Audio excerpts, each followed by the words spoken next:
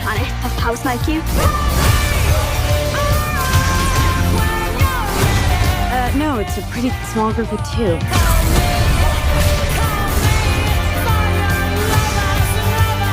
What's Superman like? He sees the good in everyone.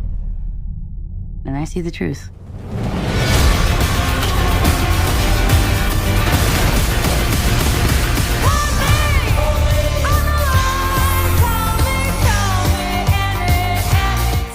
Just got back from a late night showing of Supergirl. This is the second DC Films universe movie. I thought it was a strange one to be number 2 in this new revitalized DCU. But, I liked her in Superman, and I really did enjoy Superman last year. It gave me hope. It was a great beginning. This one, when the trailer started coming out, I thought, wow, this looks a lot like Guardians of the Galaxy, which I thought was kind of odd because, James Gunn wasn't directing this. He didn't write this.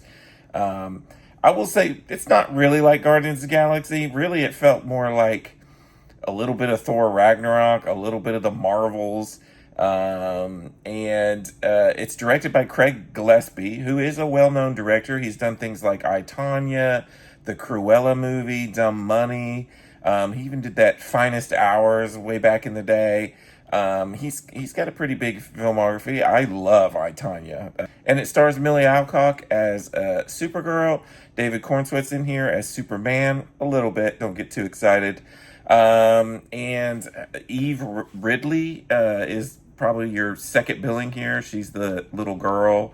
And then, yes, Jason Momoa is in here playing Lobo. Basic story here, if you want to call it a story, is Supergirl is a mess. She is basically just hanging out near a red sun because it makes her feel more human, and she can just get drunk all the time. She doesn't have her people. She's just chilling. Then there's this little girl named Eve Ridley, or a 13-year-old girl. Her parents get murdered, and her brother, her whole family, by the villain of this movie, who I've already forgotten what his name is. I've done forgotten what they are. They're like space pirates, basically. And she basically runs into Supergirl, and then they poison Crypto, and so Supergirl and this girl team up to go take down this pirate guy, and that's basically your movie. I will say I went in late to go see this one. I didn't go see it till the Monday after it premiered. It's got a lot of negative reviews and press around this movie, so I just went in with pretty low expectations.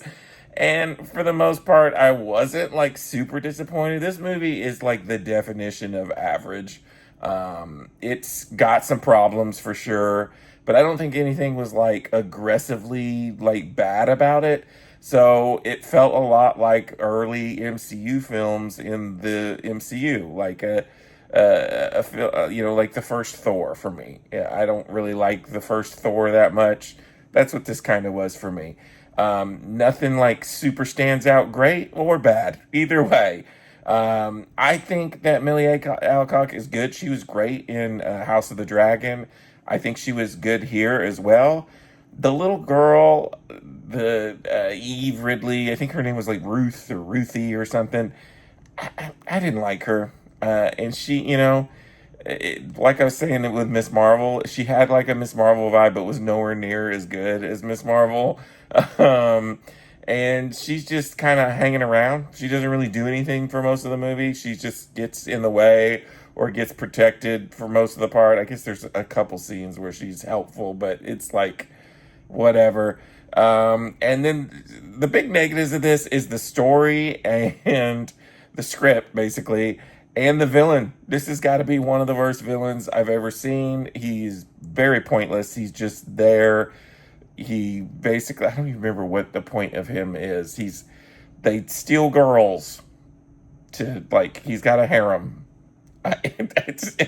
And they're kind of like, they're bad guys. That's pretty much it. I mean, the whole thing where he kills their family at the beginning of the movie, it's just to get swords, I guess. and because her dad, the little girl's dad, is like a blacksmith or like a sword maker. The story's dumb.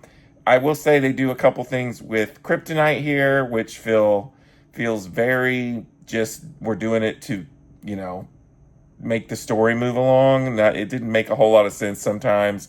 But for the most part, I thought the movie was very meh, very average.